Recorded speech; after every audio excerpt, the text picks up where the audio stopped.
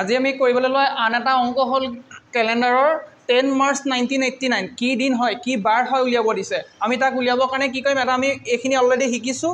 ইয়াত আমাৰ ট্ৰিককেইটা নম্বৰকেইটা মনত ৰাখিব লাগে আৰু সেইটো মতে ফৰ্মুলাত বহাই দিব লাগে।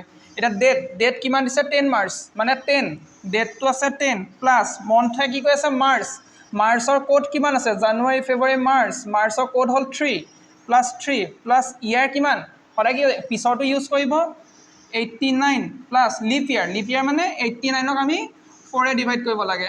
4 ডিভাইড কৰিলে কিমান পাম 4 দুগুণ 8 9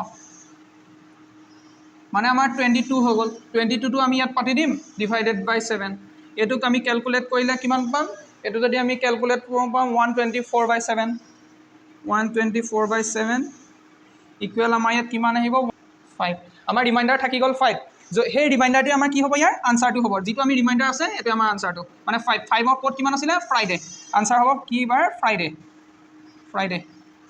থেংক ইউ। আমাৰ যদি ভিডিঅ'খিনি আপোনালোকে ভাল পাইছে লাইক কৰিব, শ্বেয়াৰ কৰিব আৰু যিমান লগৰ বন্ধু বান্ধৱী আছে সকলোকে দেখুৱাব। আমি শ্বৰ্ট ক্লিপ বনাইছোঁ যিটো আপোনালোকৰ পৰীক্ষাৰ কাৰণে সুবিধা হ'ব।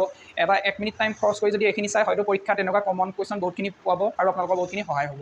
ধন্যবাদ, থেংক ইউ, বাই বাই।